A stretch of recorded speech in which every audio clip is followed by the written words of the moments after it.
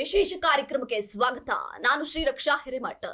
ನಾನು ಈ ಒಂದು ವೇದಿಕೆ ಮೇಲೆ ಈ ಕಾರ್ಯಕ್ರಮದಲ್ಲಿ ಅದೆಂತವರೇ ಆಗಿರ್ಲಿ, ಎಂತ ಮಹಾನ್ ವ್ಯಕ್ತಿಗಳೇ ಆಗಿರ್ಲಿ, ನಾನು ಕೇಳೋ ಕ್ವೆಶ್ಚನ್ಗೆ ಧೈರ್ಯ ದಮ್ಮು ತಾಕತ್ ಇದ್ರೆ ಮಾತ್ರ ಈ ಒಂದು ಕಾರ್ಯಕ್ರಮದಲ್ಲಿ ಬಂದು ಕೂತು ನನ್ ಜೊತೆ ಮಾತಾಡ್ಬೇಕು. ಹಂಗೆ ಧೈರ್ಯ ಮಾಡಿ ಈಗ ನಮ್ಮೊಂದಿಗೆ ಬಂದು ಕೂತಿದ್ದಾರೆ ಕೃಷ್ಣಮೂರ್ತಿ ಅವರು.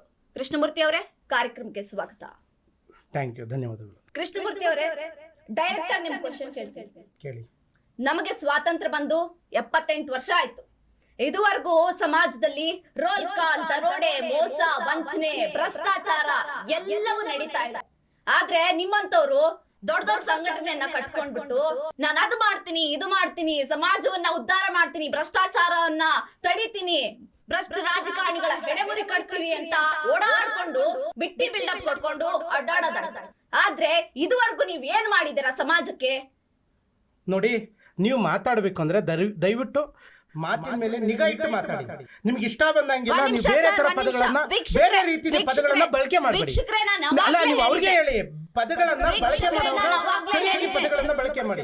ಯಾರು ರೋಲ್ ಕಾಲ್ ಮಾಡಿದ್ದಾರೆ ನೀವು ನೋಡಿದ್ದೀರಿ?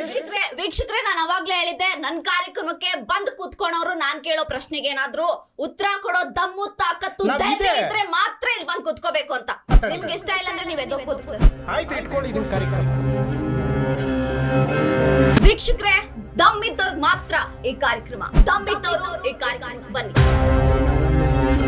ದಮ್ಮಿದ್ದವ್ರಿಗೆ ಮಾತ್ರ ಈ ಕಾರ್ಯಕ್ರಮಕ್ಕೆ ಸ್ವಾಗತ. ಅವ್ರಿಗೆ ಓಪನ್ ಆಗಿ ಚಾಲೆಂಜ್ ಮಾಡಿ ಪ್ರಶ್ನೆ ಕೇಳ್ತೇವೆ.